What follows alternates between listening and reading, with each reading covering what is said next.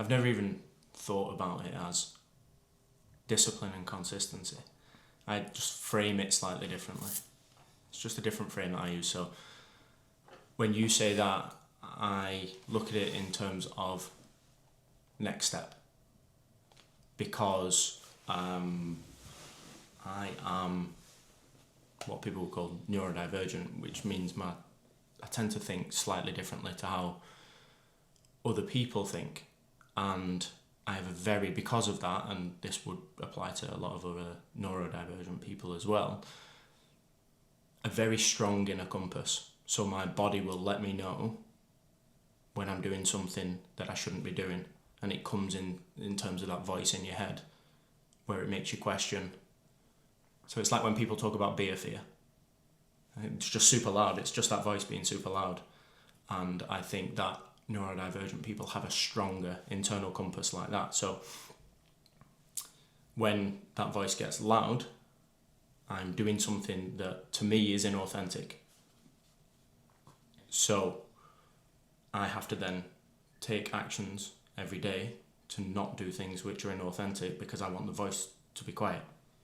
The voice gets super quiet whenever I do things which are in alignment with the things that I know to be right for me. So in my mind, and this is the way that I phrase it to my clients, is your body will tell you, but your mind will think. So the mind thinks, the body knows. So we spend a lot of time, or certainly I did when I was younger, thinking my way through problems, and you can't do that. You have to act, or I have to act, in order to get the feedback from my body to know whether it was a right step or a wrong step. Because the voice gets loud when it's a wrong step, and it gets very gets very quiet when it's a right step. Okay. So then it's not about discipline and consistency for me. It's a battle with the voice, the internal judge that tells me whether a step was right or a step was wrong. And it's about every day I have to toe that line of right or wrong. And what I've found is the longer I've done it, all I'm doing is getting more wins than losses in that battle. Okay. And that looks like what you would call discipline and consistency. Yeah. Right. Okay. So I just want to add two things to that at the beginning of this for people that obviously don't know. So you said clients. So we'll talk about that. You are a coach, and you would describe yourself as a physical and a mental coach, and probably emotional, if you want to throw that in there. I would throw that in there too. And they're quite broad labels, but I think you definitely cover all of them. And you coach out of Johnsons Muay Thai, and you've got, how many clients would you say that you've got? Just shy of 50. So shy of 50, and more of like a group setting for the most part. So we've got groups of people from all different walks of life that have all found you one way or another, through word of mouth. They'll come to you with different injuries, or just wanting to get better at something, or might be Muay Thai fighters that are part of the gym, and you coach them in sort of physical sessions, in mental sessions, which is part of the physical sessions, and then, like you say, the other avenues as well. So that was just a little bit for the people watching who don't know who you are. Coming back to your relationship with discipline and consistency, or lack thereof, you said that there's a voice that basically gives you the moral compass, if that's how I can describe it. And it's gotten clearer as you've gotten older, or you've just understood it more. So when did you first start to hear this voice, or not even hear it, but start listening to your internal sort of dialogue? And when did you start feeling like it started to serve a purpose for you? I think it's always been there. Always. There's always been an inner monologue. And a lot of people describe the same thing of having a voice. It's generally very critical. And what I found was I was living in a way that was going against it, so it was getting very loud. I just didn't know that at the time. So I grew up where alcohol was almost promoted as a way to socialise. But what I actually realised was it was modelled for me as a way to escape, not as it wasn't a positive. Mm-hmm. There was not positive outcomes from alcohol in my upbringing. Yeah. So I modelled the alcohol, but also then would find that the voice would get loud around alcohol.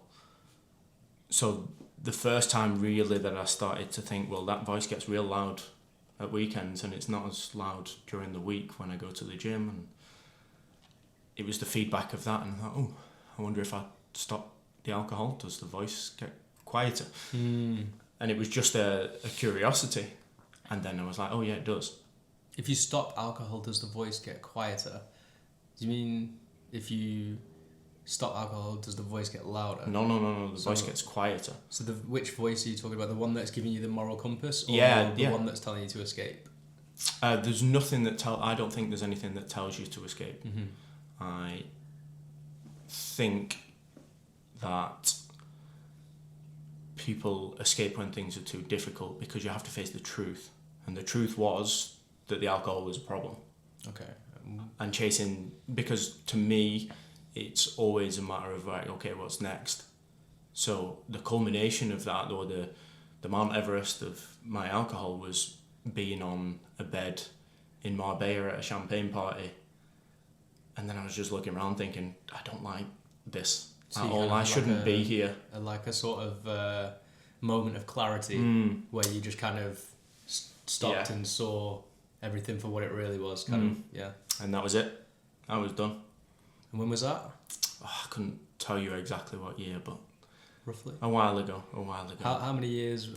Probably 12, 13. Okay, so over a decade ago. Yeah. Okay, and so would you pinpoint that as like when your journey started? Probably started, yes. Okay. So I want to dive into that, but what I just want to ask you before you get into that, because we touched on the alcohol thing, and I think it's important to sort of get an understanding of that and then lead into that light bulb sort of clarity moment. You know, why was alcohol such a sort of, why did you have such a weird relationship with it? Like, where did that stem from? That really, if you're asking that question, goes back to childhood.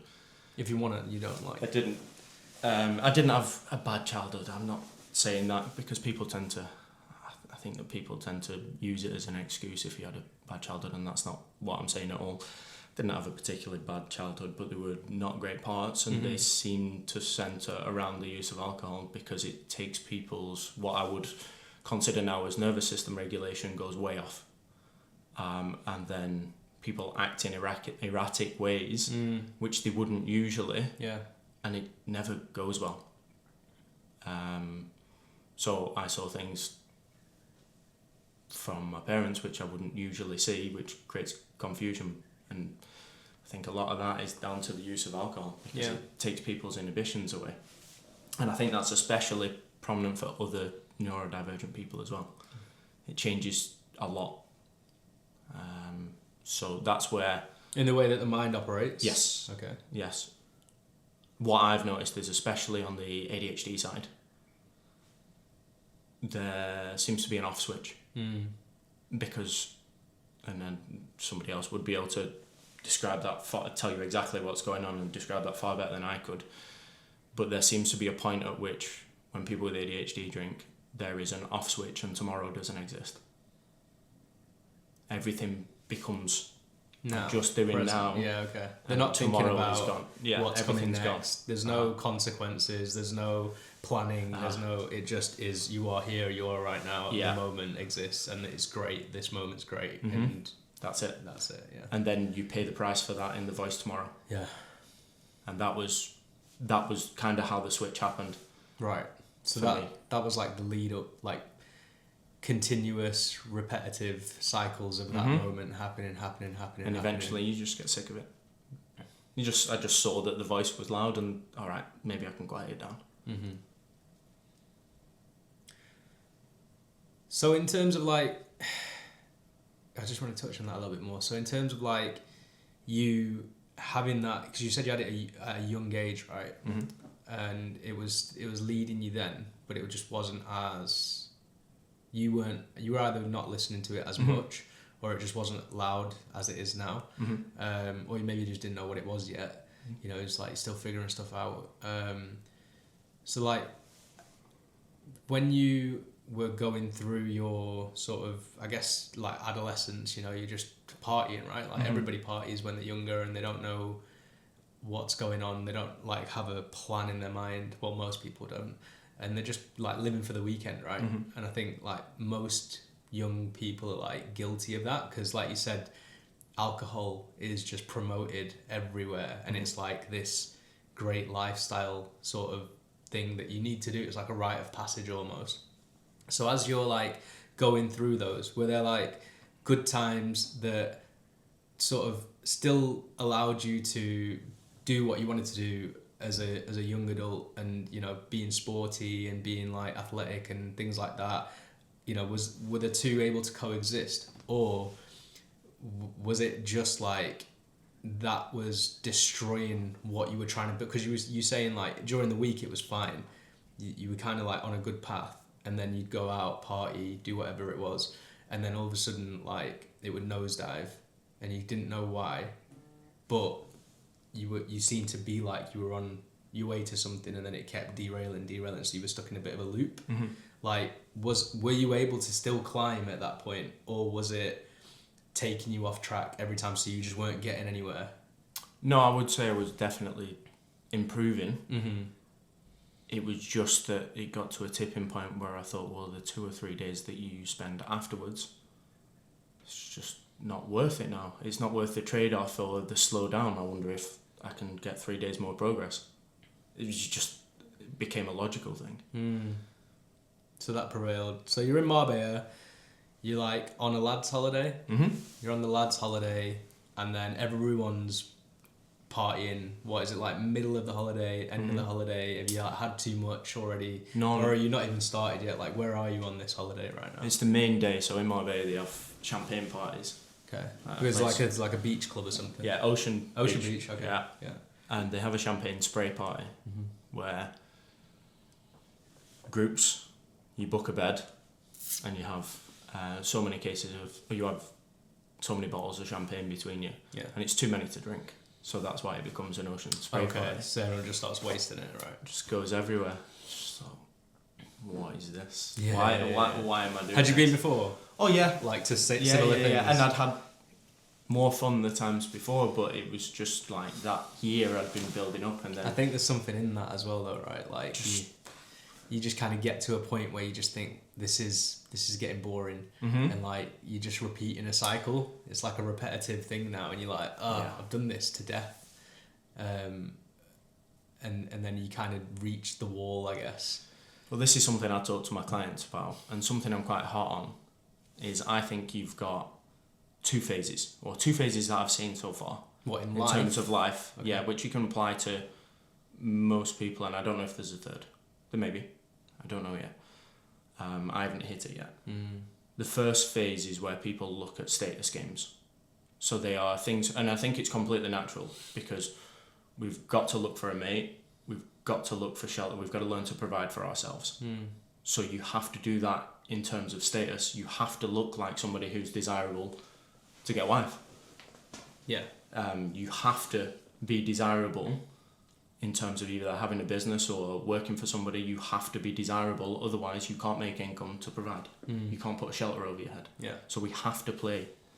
You got to play that that's game. when you become, I think, late teens, when you start to become your own person. That is the game that you start to learn, and then you realise that that's a finite game. You cannot play the status game forever.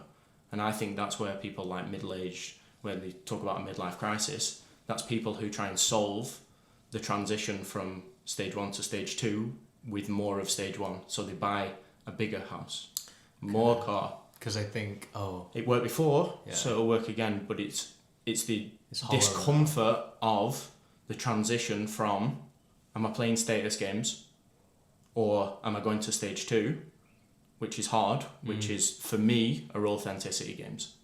Right. So you leave behind the things that aren't you. The things that you were doing for status, which aren't in alignment with actually who you are. Yeah, status is just the mask that you wear to basically... You learn to navigate the world. You learn to get the things that you need to get, but then you can go back to like, that's very Maslow's hierarchy of needs stuff. That if you want to look into that, that's a massive theoretical concept. What is that? I've never actually heard of it. Give me the. It is basically a triangle. The saying that you need safety in terms of shelter. Okay. Then you need, I think you might have shown me this actually one time. You need like a job, and you need a way to provide. And once you've got those things, once you've got the basic safety, you can then look for other more meaningful pursuits. Okay. So that's basically what that concept describes. Right. Okay.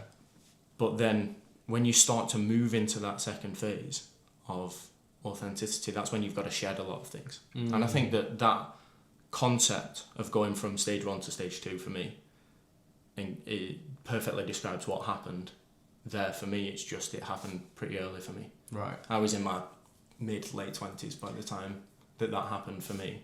And then... So you think you switched from this status game phase in that, well, not in that moment, but like that moment sort of began the transition into the authenticity stage? Because I think that your status games are finite. I think it's a finite game. There is an end point.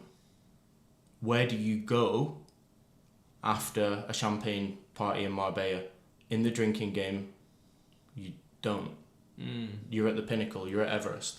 Okay, yeah. So where do we go from here? I mean, unless you're gonna like, you know, become a multi-millionaire, trillionaire, whatever. And Unless you want to be Wayne Lineker. Yeah, like you're gonna go and get a yacht and like all like the Dan Bilzerian game basically. Well, and even like, he's not that anymore. No, exactly. I think he's transitioned into the authenticity. There we go. Because he's trying to find himself. I think actually I watched him on something recently, and he literally was talking about how, you know, like you say, that got so old and so tiresome and so monotonous that he ended up getting a job in an Amazon warehouse for like 7 months just to ground himself again. Just to get back. Yeah, and then I can't remember who he was talking to, but they were saying like, it's a great sort of concept to like explore, because how does it really reset the mind and allow you to kind of just go back to like somebody who's got nothing and is still chasing everything, but then actually you know that you've got everything just there waiting for you. So if you decide I can't be arsed with this anymore, you can just go back to it, right? And so it's like, it's a great concept, but can it really work unless you do the extreme version of it and you just give everything up and go live in a monastery? Full altruistic, get rid. You know, who's going to go and do that, right? But I just think like it ties into what you're saying there about the switch.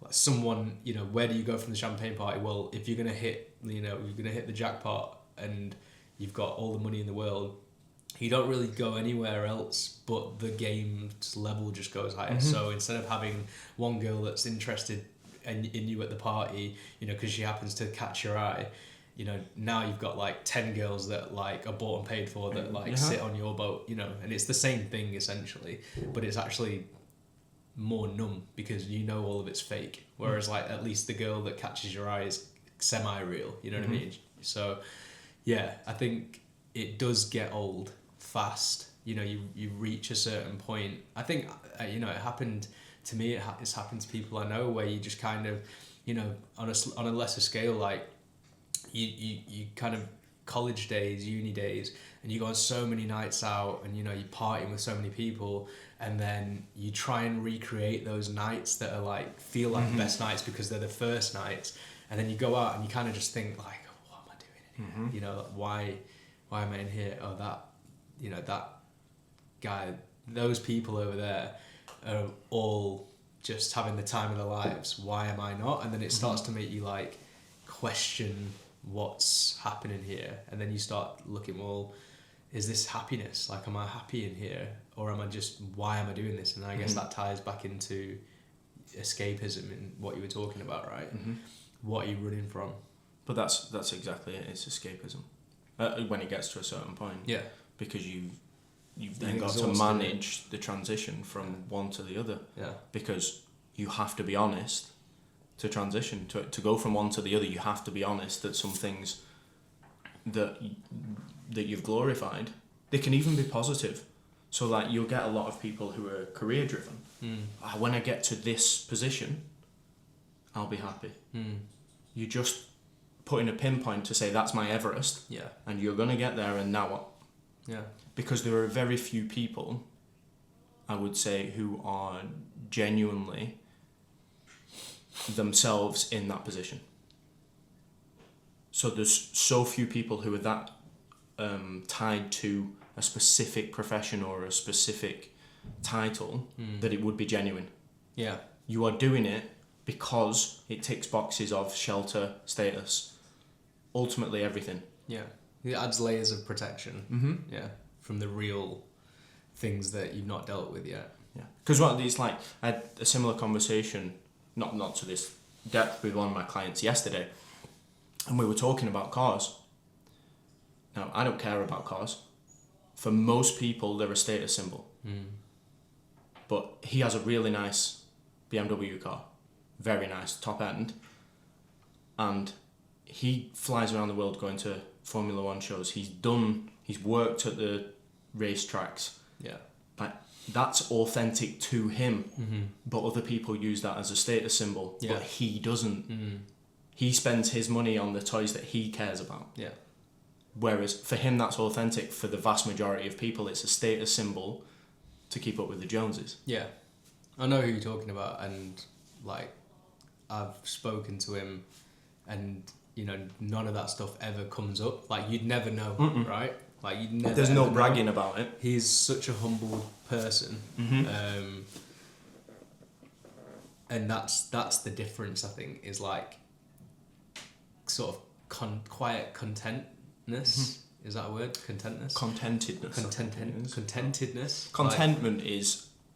Is that the negative? I see that as a huge positive, and a lot of people, like I've had this conversation with my wife Laura quite a few times, that contentment is like, I would put that above happiness, because happiness is fleeting. Happiness happens in a moment. Contentment is still contentment. It's, I have enough, and I'm not looking for anything more in this moment. Yeah. That is the holy grail for me. So I would, you know, not to talk too much about him, but just because you brought him up and I know what you're talking about, like I'd say, like, you know, he's done this, that, the other, and he doesn't feel the need to kind of, like, that's not his identity. It's not a mask, right? He doesn't have to talk to you and the first 10 things that come out of his mouth are about those, and I think that's powerful, because that's when we come back to the exact conversation we're having. Yeah. It shows you which phase he's in. Yeah, exactly. So if he was in phase one by telling you those things and coming out the gate and saying, I'm this, I'm that, I've got this, I've got that, we're in phase one. Yeah. If we're looking at phase two, it's just quiet confidence that he knows he's in alignment. Definitely. So I think, we'll come back to what we was talking about with the Marbella sort of moment of clarity. Please we'll don't. call it. Well, we're gonna move past it, but so we're at the champagne party. You've just kind of stood up and you've looked around and you've thought, like, what is this? What happens next? Complete social isolation, because I figured that if I'm doing something that's causing the voice to get louder, it's associated with people that cause the scenarios to occur more and more, so you have to go completely away from it. So we're talking about isolation and cutting people not off the roster. Absolutely not anything to do with them either. No, it's all you. Like you've made a decision, and I'm just talking from experience here as well. Like you've almost made like an internal decision that it's like, okay, if I want to get from this place to the place that has now become apparent that I need to get to, these people, not through any fault of their own, they're living their lives, but just because they could have been living in phase two. Right. So, you know, they're just not going to be helpful to where I need to get to. Exactly. And it's not in a personal way, but it ends up being in a personal way. It can't not. Yeah. But it's just like, okay, you're about to go on a journey now, and these guys aren't coming along for the ride. Uh-huh. So So what does that look like for you? Like I said, just isolation. total pullback. And it's more time alone. People call this, like, you'll hear people when they get into like personal development, they'll call it a lonely chapter. Yeah, okay. And everybody talks about going through a lonely chapter. Chris Williamson talks about this on his podcast, and it's a very good way to put it. And you don't know, because you're sort of leaving a phase behind of people. Well, I know that that's not the one, but I don't know what is the one either. So you're in a place where you're moving away from what you don't want, but you don't know who else wants the thing that you do want. Yeah. So you've got no social circle. It's not an automatic replacement. There's not a line of people waiting for you at the door when it's not a conveyor belt. Like, those guys leave and then the next batch walk in. Like, you've got to go and go and start that journey. And doing that, I felt like at an early age meant that my lonely chapter was a little longer. Okay. Yeah. Because there was no one there to sort of mediate that with. So I felt like because it happened early. You've hit that point earlier than most of your peers, so you've not really got like a roadmap, to look at. No guide. Yeah. So it's it's like, what's going on? Yeah, exactly that. And it's just like trusting completely blindly that, well, I know that that's wrong, so I have to try and find right. And that's where, like, you start to look for mentors in terms of, I mean, people talk about mentors and they talk about them directly, but I think you can get indirect mentors everywhere nowadays. Indirect mentors? As in, like, your podcast is a mentor. Okay. You just don't treat it that way. The books that you read. Yeah, okay, right. They're all mentors to you. You just don't acknowledge, because it's not a direct, right, I'm going to ring this guy and this guy's going to talk me through the thing. Yeah. Mentors can be the books that you read, the information you take in, the podcasts that you listen to, like this. Yeah. It can be the thing that guides you from one place to another. So, but that's where I think my coaching comes in. I just became the coach that I needed for that transition. So when I coach people, I'm only coaching things that I know. I had debilitating injuries, which took months to recover from, and didn't know what to do about it, and nobody could fix me, so I learned to fix myself. Right. Now I help other people fix themselves. Yeah. And then there's this, when I talk about mental health, this is what I'm talking about, going through the lonely chapter, learning to manage anxiety, depression, all of those things, all of the bouts of those, been there, been through that, got some tools, I can help you with them. That's it. And then it's regulating the nervous system then and becoming authentic, and then how do we do that? So I've got frameworks for that as well. How do I call it circling the drain. So when you start to listen to that intuition, okay, how do we make that stronger? How do we make the circle in the drain quicker? How do we make the oscillation smaller so that we get to the plug hole as quickly as possible? Right. So you're trying to basically iterate and find a direct route every time you do something.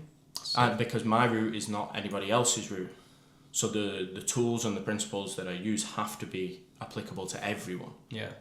And I need to find as quickly as I can their route from what the themes that I've seen. Yeah. Because I've done it and helped so many people along this path now. How quickly can I find, oh, that looks similar to this, but this is a trigger for you. Yeah. We need to be careful of this. And then I learned something absolutely brilliant in terms of mapping the body and emotions in muscles, which then speeds it up. So I can use training now to speed up that process directly. Yeah. Which was the biggest shift in how I taught the physical side. So when I talk about physical coaching, mental coaching, emotional coaching, they're all together. Right. The practice is all one now. So everything is to get all of them. Because everything coincides with each other. Yeah. And it's just that I learned the links by going on courses, by listening to mentors. Again, we're back to, that makes sense. And I pull from this one, and I pull from this one, and I pull from this one, and now you've got my system. Mm-hmm. When you talk about indirect mentors there, I think that's important to touch on, because obviously, you like you said, you were in a lonely period. You didn't have your peers that were your age going through the same things yet. They were all still out partying. And I think even though, when I asked you earlier, what's your relationship with discipline and consistency, you were kind of like, it's not really the thing that I think about. It's more about like just the moral compass of this voice, yeah?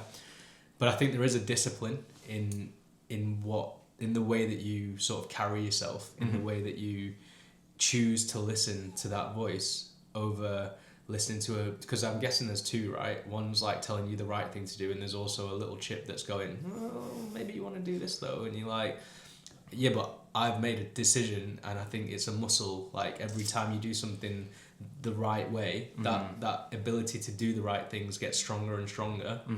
And so now it's so strong that it's not even like it's not a question anymore. No. Yeah, it's like, this is just what we do, right? But when you were first going down that road, I think there must have been a decision to be made on a daily basis where you were like, I'm going to choose to do the right things. What were the indirect or direct mentors that you leaned on that helped you go down that road rather than back the way you came? I think the one that stands out when you ask that question is probably not one that people would think of, especially at that time. You might know who he is now, but he wasn't very big then. He's called Lewis Howes. I don't even know who he is. He has a podcast called The School of Greatness. It's very famous now. Okay. And he had a book called The Masks of Masculinity. Right. And that one showed me so much that I didn't know was happening. How did you find that? No idea. Couldn't tell you. So long ago now. It's interesting, though, isn't it? He goes through and he says, right, there's it's the 10 or something like that in the book, and you'll read through them and you go, no, not that one. Not the that 10? one. What do you mean? 10 different masks that Okay. people put on as a persona during phase 1. Right. Okay, so this is self-protection, and this is how I do it. This is a mask that I use to protect myself from the outside world, to keep it at arm's length, so that I don't have to deal with the things that are uncomfortable. Keep it all at arm's length. Yeah. And he goes through and you'll read them and you go, nope, that one, no, that one, and then you hit one and you go, oh shit, that one. Right. This one's me. And then you go through it, that one. And you might have 7, you might have 3, whatever. Right. And you'll look at them and you go, that's me. If you're in a place where you're open to thinking, I need to do something about this, just happen to find it at the right time. Yeah. Otherwise, I wouldn't have took it in. I mean, there's something in that though as well. I think like everybody's on their own journey, and there's a certain like path that everybody's on, you know, and we're all just kind of like going through the motions, and it's all kind of whatever's going to happen is already kind of written. But obviously we've got to choose the roads that we go down. But there's something in that like, okay, you'd hit that point, and then all of a sudden this book kind of just you know, at the allows right you time to find itself. Yeah. Something I'm always keen on whenever I'm looking at taking somebody on as a client. There have to be 3 things. It has to be the right person. Like the right person has to be there, the right message has to be there, and the right time has to be there. So I could be the right person to help them. It can be exactly what they need. But if it's wrong time, we've got it. Yeah. We're out. We're going to lose.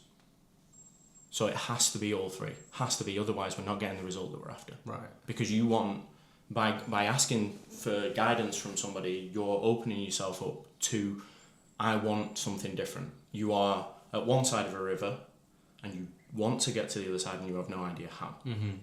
Whether that's, like I say, pain, mental stuff, performance, any of those 3, you want to get from here to here. I'm telling you how I do that bridge, but there's only so many things I can help with. I can help with the things that I know. Yeah. Other than that, like if somebody comes to me and asks for weight loss help, it's not one really, of my things. Yeah. I mean, But it's like a byproduct, inadvertently, isn't it? exactly. Yeah. For me, it's when we sort everything else out, that happens anyway. Yeah. because you then want to start looking towards, okay, how do I feel myself better? And that happens as a byproduct. It's not one of my focuses. So if somebody comes to me with that question, I'm like, I need to refer you to somebody else here. It's not for me. It's not. I'm not the right person. So you're not looking to just basically take every person that's willing to come to you on, like, it's got to, like you say, it's got to be the right person, the right time, right fit. Exactly. All 3.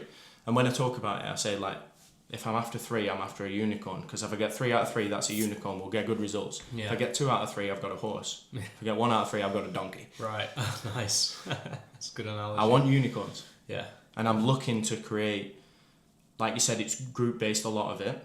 Even for my one-to-one clients, it's still group-based because they're integrated into the groups as well. Yeah. because I want a community or a place where we've got a herd of unicorns. Yeah, and I think that's like a good thing to touch on as well, because like it's not a secret, like I'm one of your clients.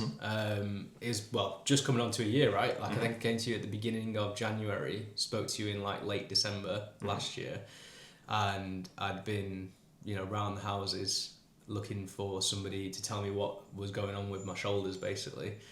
And I'd been to physios, I'd been to massage therapists, I've been to stretch therapists who are very good, and you know, nobody could really pinpoint what was going on, because I think it's not a sort of black and white issue, right? And then the assessment wasn't a long assessment, but it was like straight to the point, and I felt like we got into it in terms of where the problem area was, and then you were like straight in, okay, it's this, so we need to do this, and this, and then remember I literally did the band work, and I was like, the pain's gone, like, and it was an instant moment, but you were like, yeah, it's gone for like now, because you've just activated what needed to be activated, but it will come back. Like there's no, you know, it's not a quick fix. Are you going to work for it? Because if you will, then I'll work with you, and if you're not, then I ain't got time for you, mate, because we've got about another 100 people at the door. But I think it's important for people to understand like just how you help people. But if I can circle back to the obviously topic of discipline and consistency, I was like asking you about, you know, the indirect mentors, and you touched on one of the books. Was there anybody in particular that sort of, you know, made you take that leap from just being someone that was exploring and toying with where you wanted to go, you know, in that lonely phase, that made you kind of channel yourself and go, okay, this is the direction that I need to go on now? Or was it a plethora of it was the internal guide, all of it, because as I started to go down that road, I started thinking, oh, this feels a little better. And I always use an analogy of a suit. A suit. You go and try your suit on. Yeah. So I'm just like, right, this is new. I'll go try it on, see how it feels. And then I would take whatever I found in the books, and I'd be like, right, let's try this on. Let's try not to do the thing. Let's try not to use that mask. Let's just try and peel it off and see how people react. Try and be a bit more authentic. Okay. Let's just try the thing. How does it feel when I get home? Well, yeah, the person didn't like it, but I've gone home and the voice is real quiet. So I should do more of that. And then I would just find the next book, and the next audio book, and the next podcast, and I would do it for phases, months, obsessively listen to things and take them in, and almost like a sponge, just take everything in and go, right, what feels good, what doesn't feel good, what do I agree with, what do I not agree with? Because there is no, people think, I think this is a societal thing. People are looking, and it goes back to what you were saying about the way that I work with people. We've been taught to look for a saviour. Yeah. We are, go to the doctor will fix you. Go to the surgeon, it's fixed now. No, it isn't. It's really not. And that's the way our society works, and I'm the opposite of that. I'm like, no, this is work. Yeah. Anything that is worth doing, Takes that work. needs fixing, takes time, and it takes work, and it takes commitment. Yeah. All of it. And that's something I've learned from doing that. Takes consistency. It's crazy.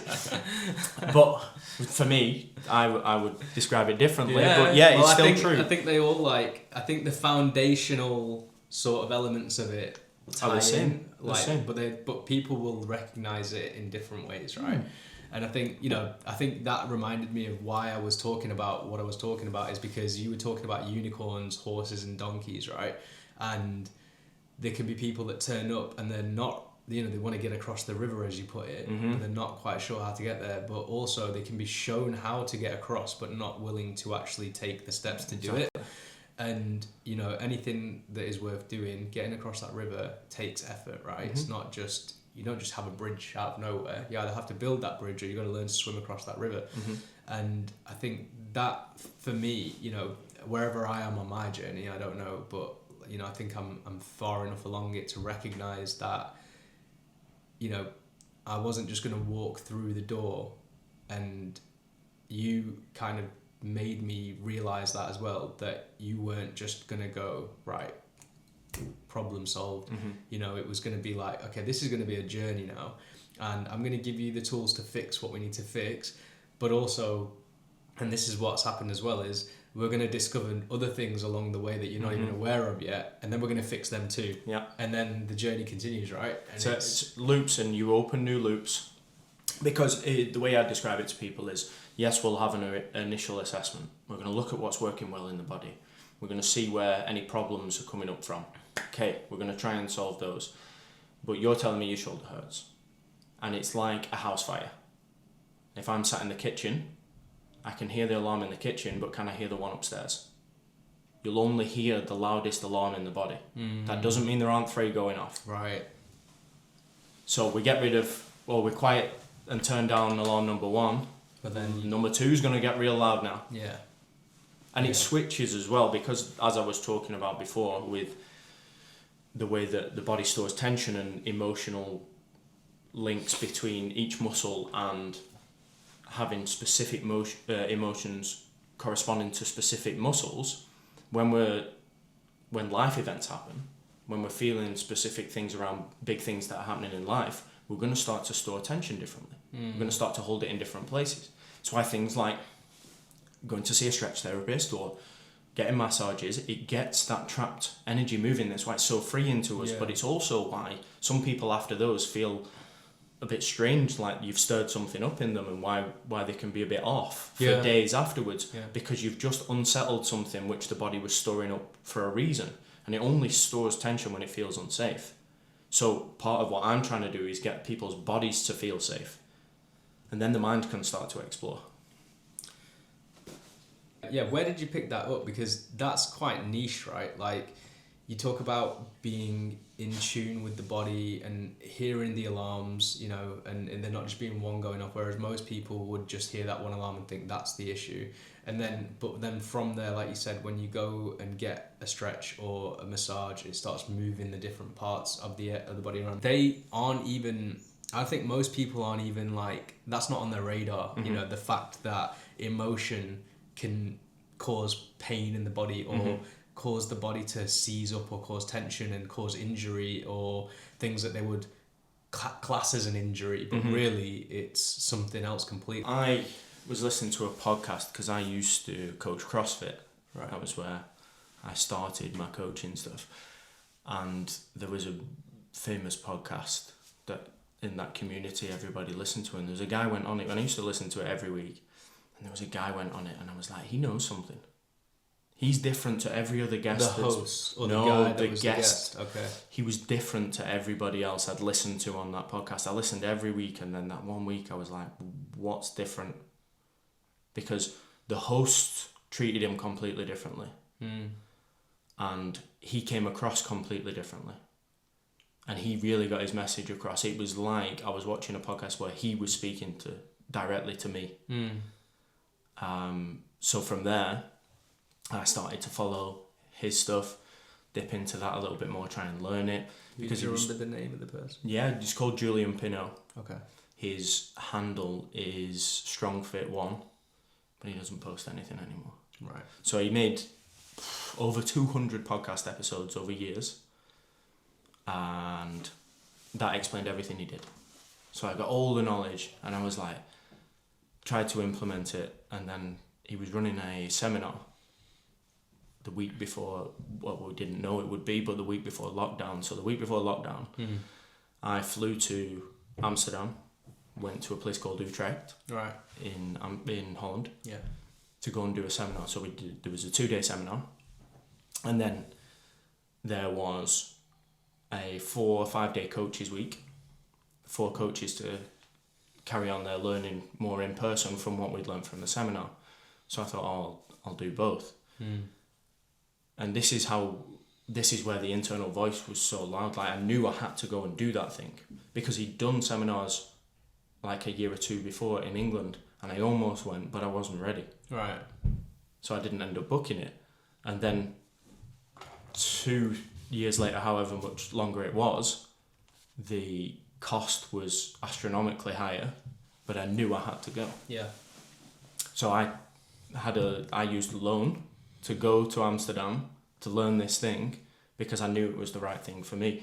And all he was talking about, he wasn't even talking about any of the stuff that you've just asked, because he refuses to speak about it in public. just because he doesn't want it to get into the wrong hands and he doesn't want it to be taken a different way, or that's my perception. I don't want to put words in his mouth. But I went to learn, okay, he's fixing bodies. So how do I do that? Because nobody else is fixing me. No physio, no doctor, no surgeon. Like, I'm still very much in pain from doing Olympic weightlifting and CrossFit. Back pain, knee pain, shoulder pain, everywhere. And I needed to learn how to fix that so that then I could help the people that I was coaching as well. So I went to learn that, and then we had lockdown. And that's where I implemented it all, basically trained for 2 years at home, learning it all and implementing it and making myself better. Right. So it was a lovely period for that. But on the coaches week after the seminar, there was another guy there who was like a business partner at the time, and he's called Richard Aceves. So if there's any coaches listening to this, he has a PT sort of teaching, a coach's teaching program which goes through everything that you're asking about. I think it's called Moved Academy. So follow them, listen to his stuff. This is all his. And I wouldn't try and teach anybody this because it's not mine. But I try and help people with it in my understanding of it. Your and interpretation. what I've learned from it. Yeah. He will go way deeper than I will go. Yeah. So, and I have no intention of teaching coaches either. I just want to help people. But he introduced, he calls it emotional mapping. And he introduced that concept where specific muscles link to specific emotions. And then it really hit home for me when throughout that coaches week, he could see the weakness in everybody's bodies. So we spent a lot of time trying to connect to the body, create tension, create safety in the body, and then really on one day, really push the limitations to end point, to failure on purpose, to see what happens, because it's stirring up the emotion and you're starting to feel safe with it throughout the week. And then there was one day where we did a workout which pushed what was my hamstrings and glutes to failure, and at that point that's when I knew it was right, because after that I needed to get out as quickly as possible. It crashed my nervous system completely and I needed to get out of there, and I was walking around the canals of Utrecht in Holland bawling my eyes out, just knew, and it had taken me back to a place where I'd stored tension from. So it had taken me directly back to the place that had caused my hamstrings to store tension incorrectly or not produce, not use, create or hold tension correctly. So it had changed my movement patterns for years because of a culmination of scenarios that made me feel unsafe. Right. So you're talking about like cadence, the way that you walk, the way that you carry things, the way that the other muscle groups that you use to compensate, and then that in turn starts to cause, I guess, disruption in the body. Absolutely. So all of my pain was not physical. Yes, it was showing physical, and I was making it worse. So I was putting high performance, like high level weightlifting, on top of movement dysfunction.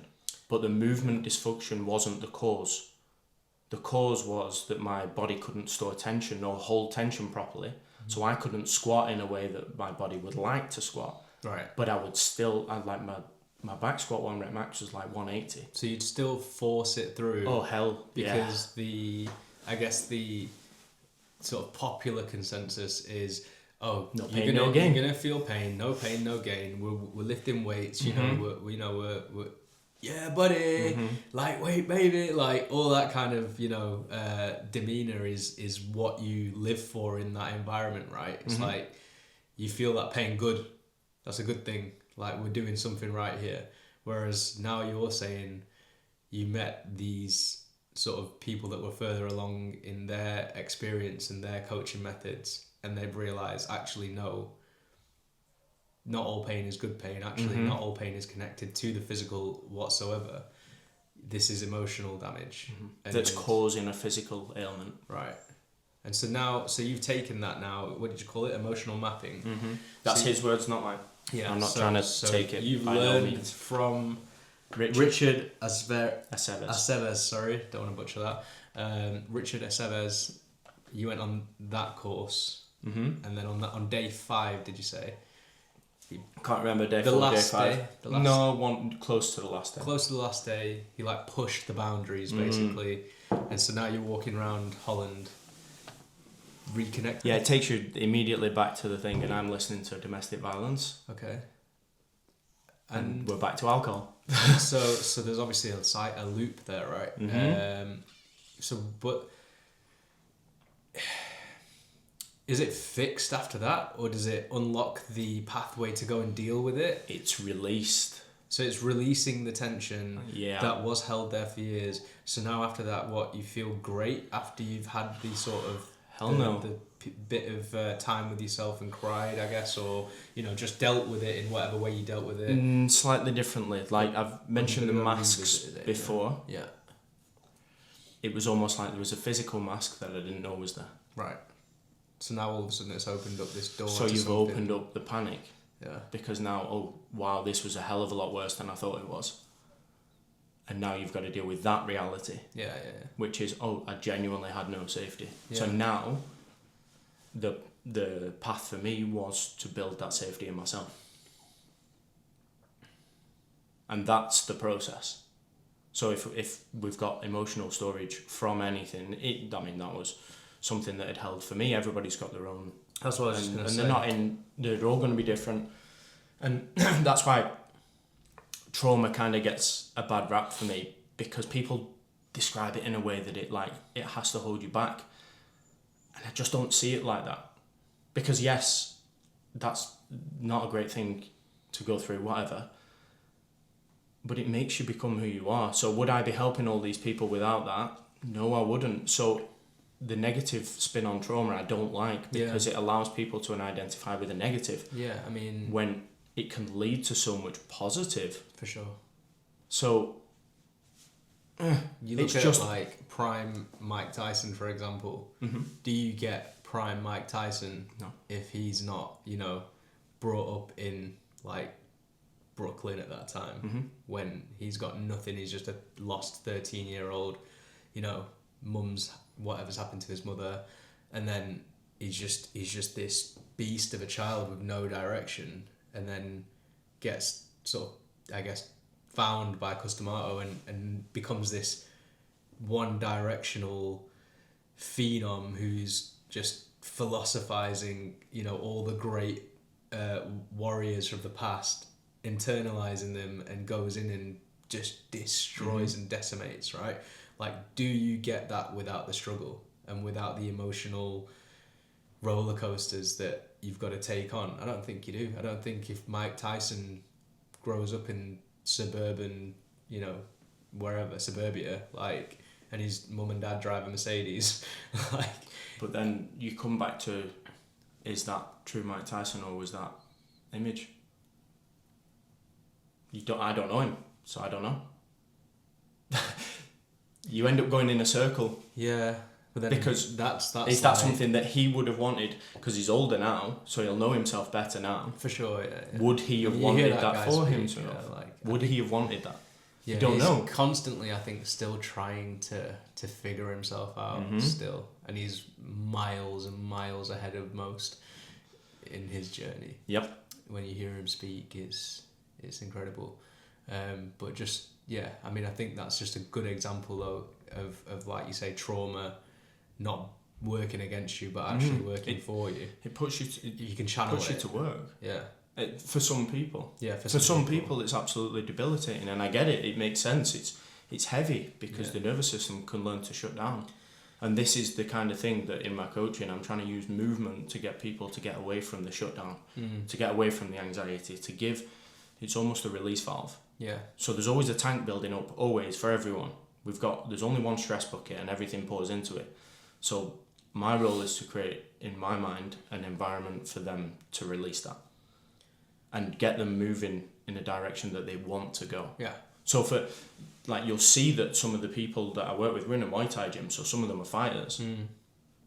But if that moves them in the right direction, like I was just saying about Mike Tyson, if it moves you in the right direction, then we're good. Yeah. Yeah, I think, so, because if we're talking about discipline and consistency as well, right? And like, obviously you mentioned frameworks before as well. Mm-hmm. And I think what we agreed upon is that, I think it's the foundation of everything, and it just comes in many forms. But if we really whittled our way down, call it whatever you want, but the sort of hard truths, the hard facts of what it is are the same. But it's not a linear path, right?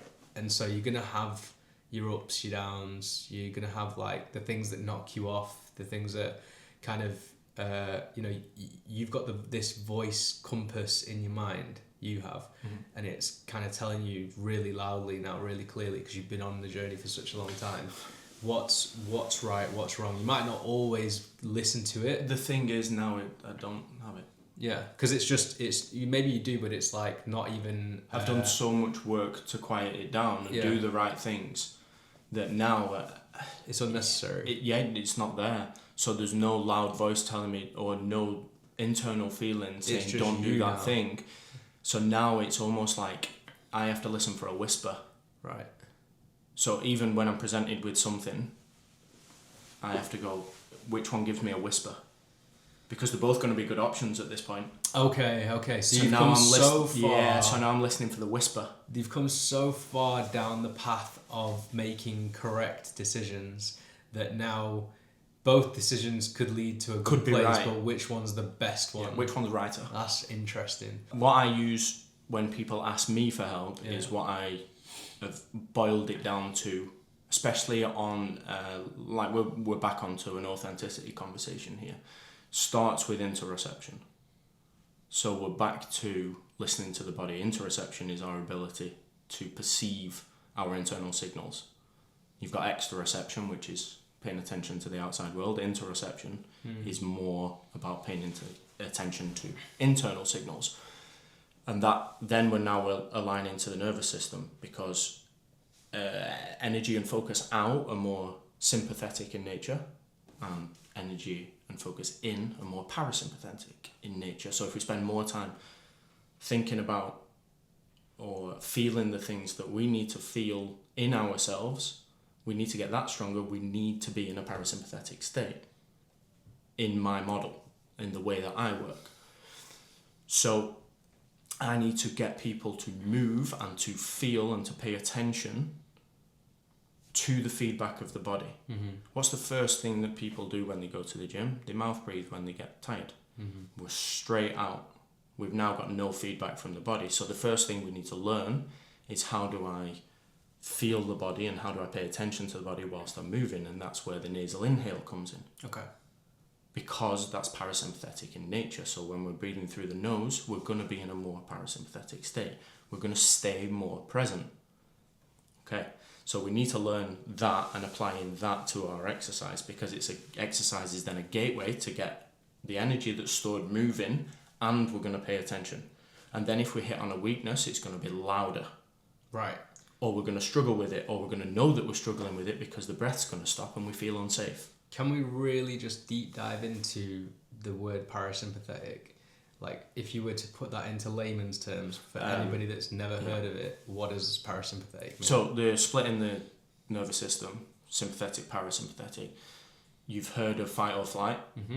Everyone's heard of that side. That's the sympathetic side. On the parasympathetic side, I've heard it described as rest and digest. Okay. That's the simplest way to put it. It's a little simplified. Rest and digest. Yeah. So what does that mean? So when you want to be in a parasympathetic state, we want to go to sleep. Right. We want to digest food. We want to be chilling. Okay. So the body's kind of docile and just going through its motions. That's why I don't like that. Right. Because not necessarily. Because I also then, from there, once we're teaching that interoception, the second phase of that is to look at something called distress tolerance. So how much can we tolerate in a difficult scenario? How much stress can we tolerate whilst staying present and not checking out? And to anybody who's experienced any traumas, that gets a little more difficult. So you have to train that. but it's a muscle that you can train. You can develop that. And that's where the gym comes in. Right. Because I can see when you're starting to check out because your mouth's breathing. No, slow down. Back to nose. I need you to stay there. Mm-hmm. In movements, when we get towards the end of where the tension is happy, if we're squatting, the hamstrings and glutes starting to switch off, I'm going to know because the nasal inhale gets shorter. Right. Simple as that. So I need you to, if that's what our focus is, I need you to pay attention to that.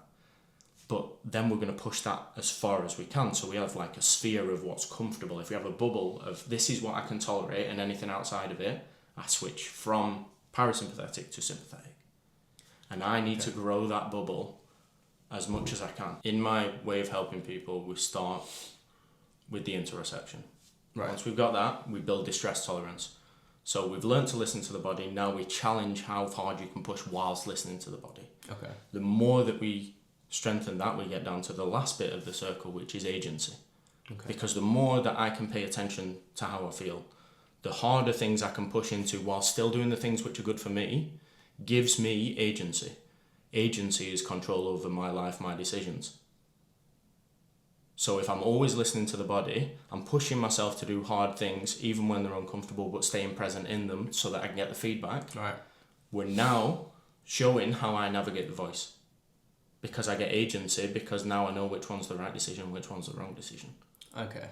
And then you just follow the cycle. And it's just a loop. It's a And continuous now loop. we're back to authenticity over status, because if I know what's good for me, then that's a forever game. There's no pinnacle. No. I just Well, keep 'cause going you're in on- the circle. You're like constantly discovering new weaknesses as well. Exactly. So it's just So an I'm looking ongoing for them. self-improvement journey rather than we've reached the goal of fix the shoulder. Shoulder's now fixed. Okay, we can stop. Now what? There's no stop. There is no stop. Yeah. There isn't. There is a graduation, I would say. So if you were to put this in terms of how does my coaching work, there's a graduation period. If people want to learn this, you will know all of this and you will feel it and you will feel the benefits. And once you know that, you can then take that and just run your own cycles. I'm not saying that you need to be my client forever. There is definitely a graduation. Once you know the thing stays the thing. I haven't graduated and I've been doing it for when was lockdown? 2018, 2019? So right. 7-8 years. Yeah. Something like that. So I've been running it and I haven't found a pinnacle yet. Yeah. There's always another cave with another dragon. Yeah. And you stop they stop looking for you.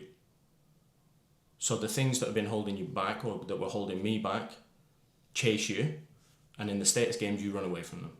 You drink alcohol. So you escape. You just escape from all of them. You use carbs. That's where I disagree on food. I don't think it's a mechanical thing. I don't think it's a calorie thing. Yes, it matters, but the cause matters more. Why are we eating carbohydrates all the time? And what are we trying to avoid? Which dragon are you running away from? If you just go fight the dragon, you don't need the carbs because there's nothing to ignore now. Yeah. That's that's my approach to it. And then when you get to the other side, it's like, well, how do I fuel properly to help myself? But you go from running away from dragons and not wanting to fight your dragons and not looking at your inadequacies and seeing where your weaknesses are and not wanting to deal with it. Once you start turning around and facing the dragons and working on that, they get real quiet. Yeah. But then you've got to go looking for them. Yeah. Which means, okay, there's no challenge in my life now, but I still have to work on that distress tolerance. There's still dragons, but some might be sleeping. So now the boss isn't chasing me. I have to go look for the boss. Yeah. Which is I need something challenging. And that's where my coaching business comes in. Once I know something, once I know how to do something, once I got good at coaching, once I help myself, I think I can then help other people. Yeah.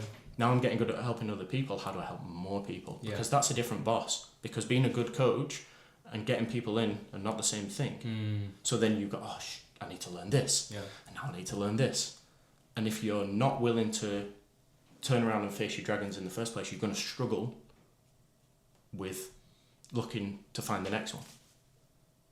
Because it ultimately holds back your potential. You know, what are the disruptors that you deal with now how do they impact you going to find those other dragons, the other challenges? It helps to go back to the start in my reframe of discomfort and consistency, because all of it is one step forward. So for me, it's not about, I need to go down this path, I need to do this big thing. It's none of that.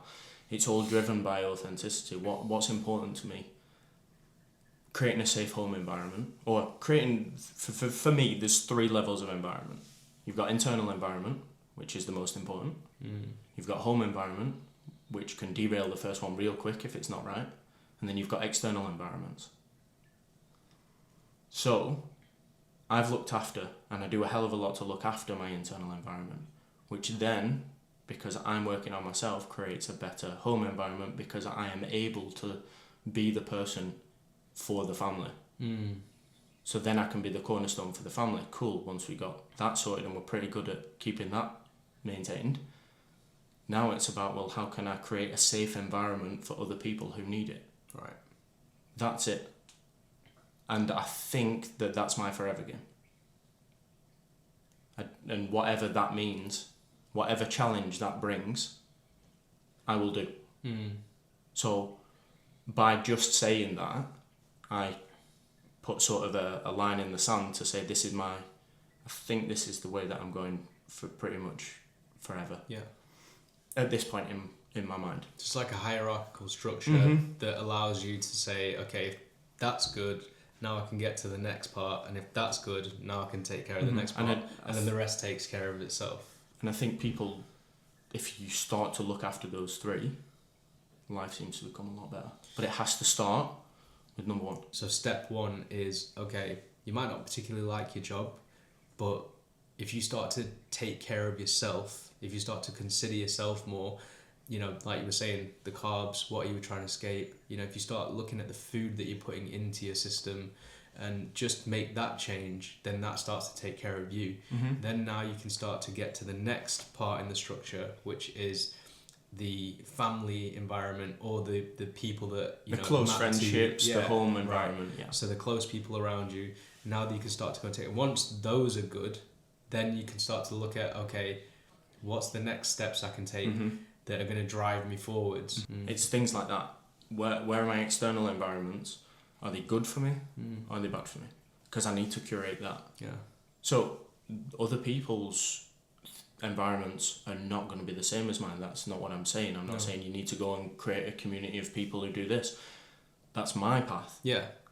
I think other people need to find create their security, path. Right, as well. Yeah, but I'm trying to create that to try and help them. Yeah. I've just become the coach that I needed. Surrounds you though, as a byproduct, right? Exactly. So what's authentic to them, and then how do you take steps forward to do more things that are authentic? You've got to pay the bills. Everyone's got to pay the bills. So pay the bills, and then on the side, can you do something that is a step towards authenticity? Cool. Start there. That's why I brought it back to the first question that you asked about discipline and consistency. For me, it's not about that. It's about one step forward. Yeah. And inadvertently, as a byproduct, I get discipline and consistency. I just head in the right direction and listen to my body signals. Yeah. But all of that is chunked up to that one sentence, and you've just seen how much that is takes. in there. By focusing on authenticity, you, like you said, you lean towards making decisions that offer stability and keep you on that track, right? And so for other people, any deviation is loud voice again, right? And I think for other people, it might not be. They might not know that they're looking for authenticity. That might be a thing that ends up being a byproduct of, you know, trying to be the best at something, which requires them to wake up at whatever time of the day and because that's authentic to them, right? So it's actually, you know, discipline and consistency is what I came in thinking about, because I think that's foundation. But I also think, you don't get real progress in the endeavor, whatever it might be, being the best athlete, being the best coach, being the best parent, being the best teacher, whatever it is, without, you know, not trying to play the status game and just being authentic. You have to play it. Yeah. And you have to get to level 2. I think the best way I've ever heard it summarised, and the way that I think about it, and I don't know whose words they are, is you've only got two people to please. And this is the way I look at it. There's an 8-year-old version of me that wants me to be a superhero and do impressive things and look up to and think, that's cool. Like, if that was my dad, I'd be pretty proud of that. Think I'm winning that one. Now, the second one is the 80-year-old version of me who's looking at me going, did you fulfill your potential? I heard this. Did you do the thing for the first time that you could, did you do the best that you could have done with what was given to you? Yeah. This has been the Dis&Co podcast with me, Nick Sony, and my first guest, Chris Gators. I hope you enjoyed it. I hope you take something away from it. If you're on a journey of personal growth or fitness, I think you'll find a lot in this to take away. Thanks for listening.